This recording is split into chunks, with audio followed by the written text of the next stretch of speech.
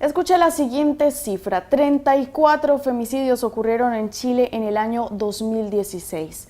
¿Cómo identificar el maltrato hacia la mujer? ¿Cómo salir de él, de este círculo vicioso? ¿Acaso el hombre que maltrata puede en algún momento cambiar? De todo eso hablaremos el día de hoy en Agenda Región. No se despegue porque aquí comienza nuestro programa.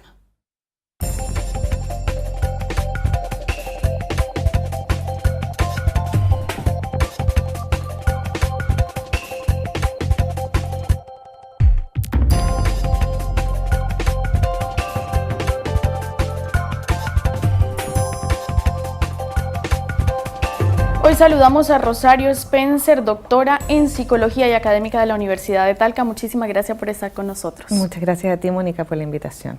Iniciemos con un tema grave, complejo, ¿cierto? Es difícil imaginarse que una persona, un hombre, pueda llegar a ensañarse con una mujer hasta el punto de llegar a matarla, ¿verdad? Estos comportamientos agresivos, violentos, ¿cómo se originan? ¿Tienen que ver con un trauma? ¿Tienen que ver con la sociedad misma, con la cultura?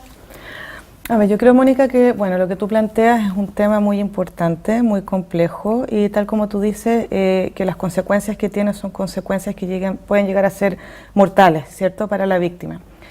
En primer lugar, es importante clarificar que esos femicidios, ¿cierto?, es el punto final de una trayectoria violenta que empezó hace mucho tiempo en esos casos. O sea, la violencia no se da de un día al otro que una persona se despierte violenta y vaya y mate a su pareja, ¿cierto? O sea, esto tiene una trayectoria, una historia en la cual los episodios de violencia, probablemente previos al asesinato, ¿cierto?, estuvieron presentes durante muchos años, ¿ya? Partiendo a lo mejor por cosas mínimas, ¿cierto?, y que de pronto empezaron a ser cada vez más graves, cada vez más frecuentes. Y desde ahí entonces uno podría hablar que hay un proceso en el que estas dos personas, víctima y victimario, ¿cierto?, van relacionándose de un modo violento, ¿ya? Desde ahí entonces, claro, cuando uno quiere pensar, cuando uno quiere explicarse el por qué una persona agrede a otra, uno tendría que pensar, siento, en que hay distintos factores, distintas razones que pueden llevar, y tal como tú dices, puede haber algunas de tipo individual, otras de tipo contextual, otras de tipo social, ¿ya? Pensando en que, claro, en términos individuales, por ejemplo, una historia a lo mejor marcada por violencia, o sea, la violencia genera violencia, ¿cierto? Si yo aprendí que la violencia es un modo válido para relacionarme con otras personas, porque así lo vi en mi familia, o porque así lo vi en los juegos que jugué cuando chico, o porque así lo vi en el colegio, de que el que pegaba más era el que era líder, ¿cierto?, o el que le salían las cosas bien. En el fondo, todos esos mensajes van validando la violencia en la persona y que después puede que esa violencia la use para resolver, ¿cierto?, su frustración, su rabia, etcétera. O sea, son múltiples factores. Múltiples factores. Usted hablaba de un proceso, es decir, sí. Esto no es de un día para otro, pero eso implica también que hay un proceso en el que nadie hizo nada para eliminarlo.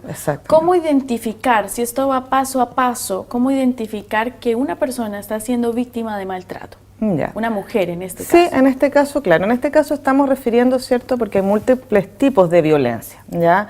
Aquí estamos hablando específicamente de la violencia en un contexto doméstico de un hombre hacia una mujer, ¿ya? Porque recordemos que también está la violencia hacia el otro lado. Mujeres también agreden a hombres, pero eso es otro tema, ¿ya?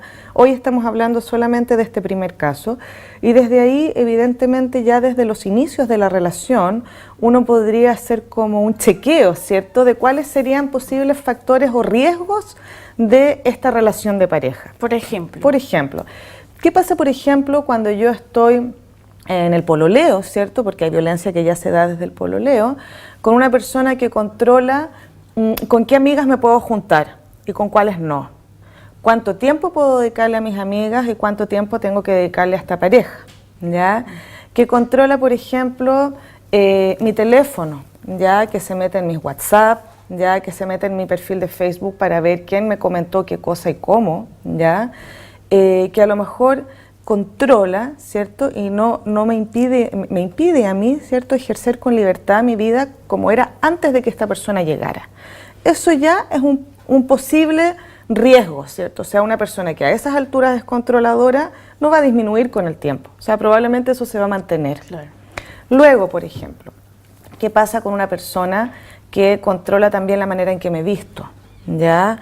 Que a lo mejor me aleja de mi familia, porque eso es otro tema también importante. La mujer que es víctima de violencia es una mujer que está muy aislada de sus redes, no porque ella no quiera, porque ¿cierto? no se lo permiten. Claro. Exactamente. Hay otro tema, profesora, Sí. que tiene que ver con los estereotipos de género, y nuestras cámaras se dirigieron a la calle para preguntarle a la gente si aquella canción famosa que escuchamos todos en la infancia involucra algunos términos machistas de estereotipo precisamente de género. Pasemos a escuchar nuestro Vox Populi.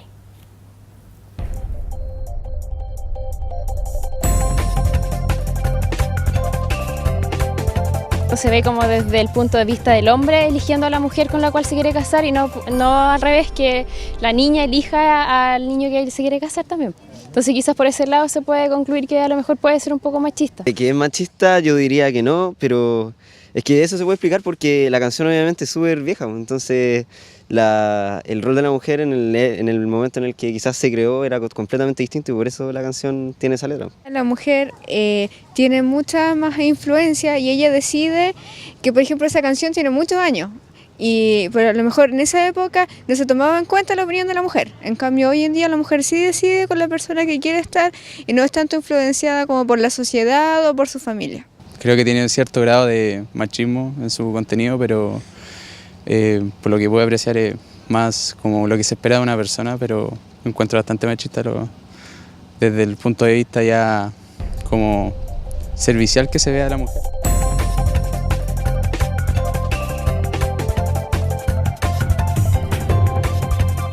Ahí escuchábamos entonces nuestro Vox Populi. Todos escuchamos esa canción, profesora. Este lenguaje machista, estos estereotipos de género contribuyen a la violencia hacia la mujer. A ver, estos estereotipos de género contribuyen a justamente a las diferencias, ¿cierto? A crear diferencias que finalmente tienen un impacto en los roles que asumimos y que también pueden tener un impacto en la manera en que nos relacionamos, dentro de ellas la violenta, ¿ya? Porque, claro, arroz con leche, me quiero casar, ¿cierto?, con una señorita. Bueno, habría que preguntarle a la señorita primero si se quiere casar y si ella también quiere con un hombre que sepa coser, que sepa bordar, porque puede ser que ambos quieran lo mismo y bien. El tema está qué pasa cuando ambos no quieren lo mismo, ¿ya? Cuando la mujer no está optando por hacer eso, sino que está siendo obligada, cuando nunca se le dio la oportunidad de hacer otra cosa. O sea, cuando nosotros a nuestras niñas y a nuestros niños les decimos, las niñas tienen que coser y bordar y los niños tienen que martillar y jugar a los autitos, ya estamos transmitiendo mensajes de que hay cosas correctas e incorrectas, ¿cierto? Cuando los mensajes que deberíamos transmitir son otros, como que, por ejemplo, uno tiene que buscar cuáles son las cosas que a uno le gustan, cuáles son las cosas que a uno le hacen feliz, independiente de si es hombre o mujer, ¿ya? Es normal naturalizar estas cosas. Durante muchos años repetimos esa letra, se sigue incluso escuchando, ¿cierto? Y también uno escucha de las víctimas que para ellas era normal ser golpeadas, para ellas era normal ser abusadas, por ejemplo.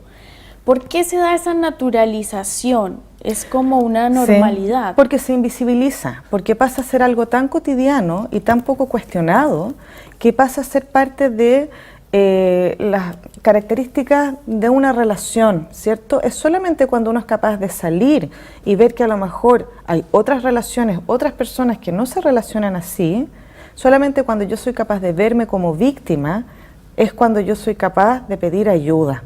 Cuando yo estoy metido, ¿cierto?, en ese círculo, ya justamente pasa lo que tú dices, que esto se invisibiliza, pasa a ser parte normal, uno tiene una desesperanza. Haga lo que yo haga, esto no va a cambiar porque esto es así. Y esos mensajes también vienen muchas veces de las personas cercanas, ¿cierto?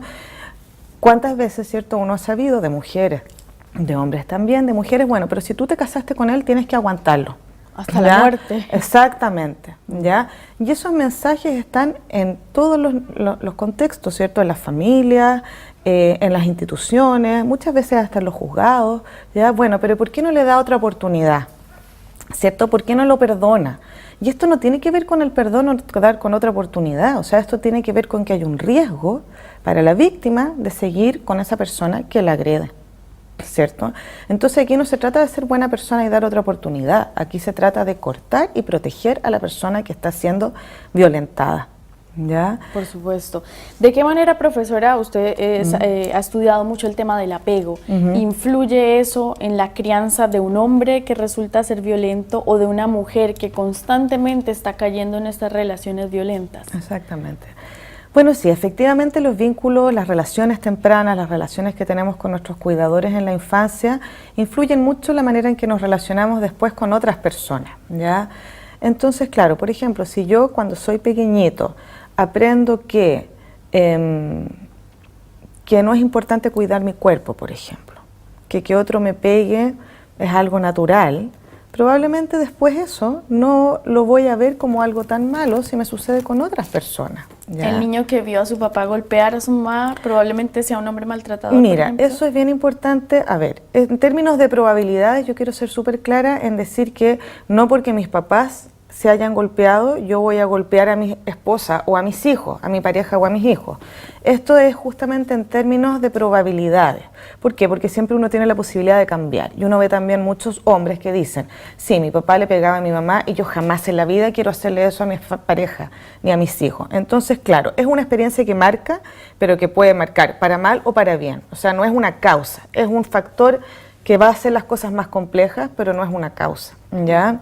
Entonces, desde ahí, claro, que mis padres hayan sido violentos, que hayan sido violentos conmigo, efectivamente es un riesgo, pero no es una causa, ¿ya? Perfecto. Tenemos que ir a una breve pausa, pero ya regresamos conversando con Rosario Spencer sobre violencia de género. No se mueva que ya regresamos.